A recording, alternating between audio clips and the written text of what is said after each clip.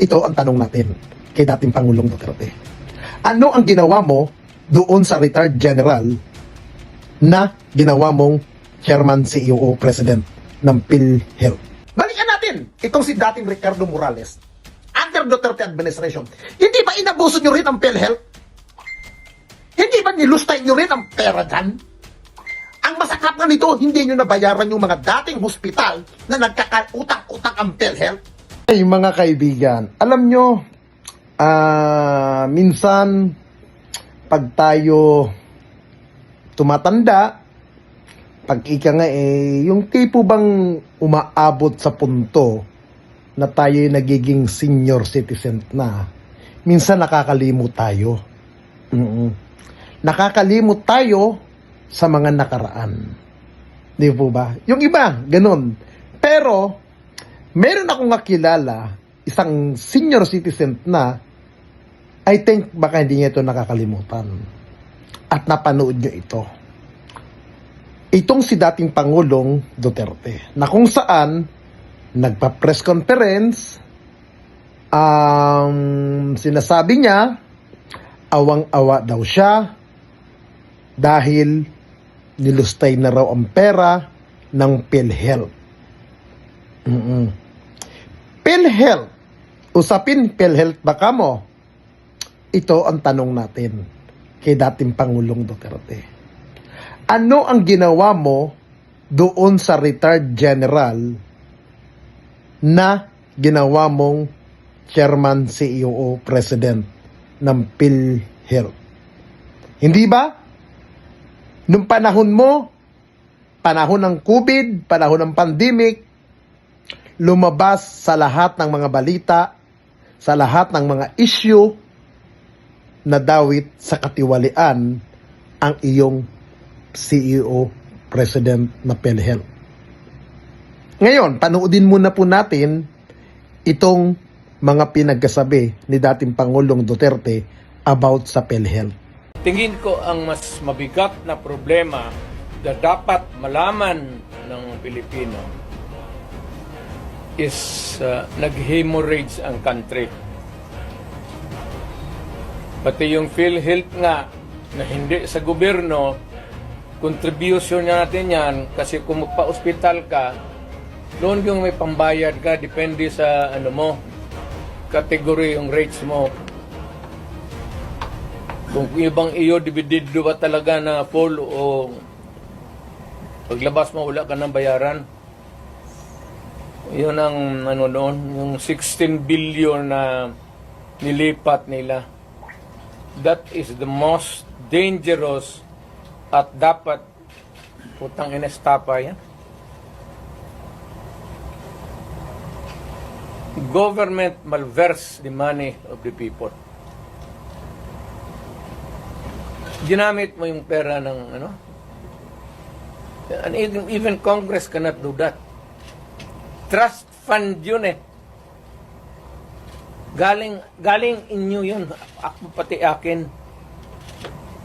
Contribution yun natin para pag nagkasakit ka ng cancer, uterus, may pang-opera ka.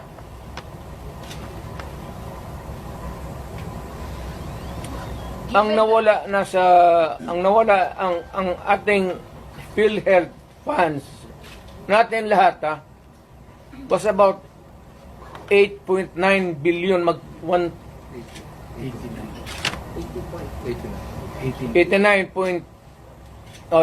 billion.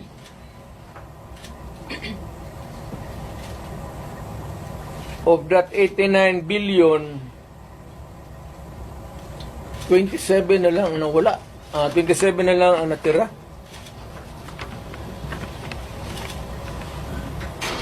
Paano yan? Hindi man maano ng Kongreso. Ang atin is, bakit nila pinakialaman? Pero Mr. President, if you see that it is really, may estafa case, na yan, ang problema ganito, if we're going to file a case sa court, but the justice system, the court is a government. No, the court ang pumapasok ang Supreme Court. Kana hinintuan nga na sila eh. Huwag mong pakialaman yan, kaya hindi yan inyo. Ako, fiscal ako. Ang alam mo, minalbers nila yung pera eh. Ang naiwan kasi 29 billion lang. Out of the 89, 29 na lang. But can we say, Saan ang pera namin? Sabi daw, binalik Mayor. Ano, ibalik mo, wala mang pera. Maghiram nga ng pera eh. Ang gobyerno na ito, walang project. Wala kang nakikita ng project. Maintenance na lang. Kasi ayuda, ano yan, akap, ayuda. Tupad. Yun, naubos doon. Naubos ni Romualdez sa... Kasi Romualdez, congressman lang, pero left and right ang pamigay niya. Oh, may tag 5,000 kayo ngayon. Nakita ko sa CTV kagabi. Pera natin. Sus Maria Joseph Ginoo Romualdez, oy. Nangawa ka naman sana sa amin.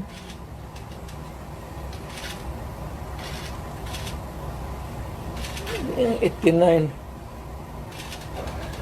Ang Maharlika Fund, ang target nila sa ito ang 250 billion. Kinuna nila ang GSIS ng 62.5 billion. Yan, pera rin ng mga taga-gobyerno yang empleyado. Kami sa ano namin.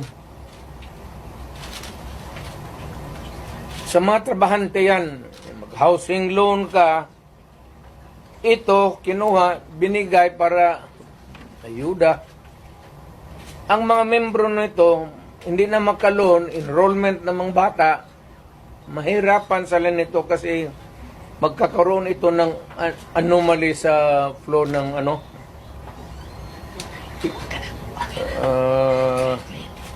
Ang SESS, kinuha rin 62 billion. Private rin yan. Para sa mga empleyado. LBP, 62 billion. DBP, 62 billion. Kaya iyang sa sundalo, pati yung retirement nila patayan. Former President Duterte, naaalala niyo po ba nung panahon ng pandemic? Naaalala niyo po, Ginoong Duterte. At naaalala niyo rin po ba itong si dating AFP General, Brigadier General Ricardo Morales? Naaalala niyo po, yung inappoint mo na PhilHealth President under Duterte administration. Under nyo po ito. Naaalala nyo po? Baka hindi nyo po naaalala, putang ina mong matandang ulyanin ka, ipapaalala ko sa'yo. At 10 nung mga kapanalig mong tangang vlogger. Ipaalala ko. Kasi concern na concern ka sa usapin ng PhilHealth. Ha? Concern na concern ka. Alam mo, Ginoong dating Pangulong Duterte, kahit hindi ka mag-PhilHealth, kaya mong ipagamot ang sarili mo. Ha? Ayon nga kay dating Senator Antonio Trillanes, bilyon ang pera na nasa bank account mo na hindi mo nga mapirma-pirmahan ng waiver. Balikan natin itong si dating Ricardo Morales. Under Duterte administration, hindi ba inabuso nyo rin ang PhilHealth? Hindi ba nilustay nyo rin ang pera dyan? Ang masaklap nga nito, hindi nyo nabayaran yung mga dating hospital na nagkakautang-utang ang PhilHealth. Anong ginawa nyo? Ha? Hinayaan mo na magkusang mag-resign para maiba ang isyu. Yan ang ginawa mo nung mga panahon mo. Kaya huwag kang magmamalinis, huwag kang magdudulong-dulungan. Mga kababayan, ito po ang mga balita about noong panahon. Lumabas po yan sa mga news noong panahon ni Digong. Pero, hindi niya inaksyonan ng maayos. Panoodin niyo po ito. Fraud at inefficiency. Yan daw ang mga problema ngayon sa PhilHealth ayon mismo sa presidente at CEO nitong si retired Brigadier General Ricardo Morales. The problem of fraud and inefficiencies confronting PhilHealth are part of a bigger problem. What management experts call a wicked problem. A problem that is difficult or impossible to solve. Nadidiin ngayon si Morales sa isyu ng irregularidad sa ahensya matapos magbitiw bilang anti-fraud legal officer ng PhilHealth si Attorney Thorson Montes Keith na nagsabing may malawakang korupsyon sa PhilHealth. Hindi tinukoy ni Keith ang naturang anomalya pero nitong Biyernes, sinabi ng Malacanang ang umano'y overpriced IT system na kinuha ng PhilHealth. Bukod dyan, kinukwestiyon din ang alokasyon sa pondo sa pagre-reimburse ng claim ng mga accredited hospitals sa buong bansa sa gitna ng COVID-19 pandemic. Nauna nang itinanggi ni Morales ang mga akusasyon. Maybe he should substantiate yung mga accusations siya kasi very general yung sinasabi niya. He is the anti-fraud legal officer. Di sana meron siyang datos.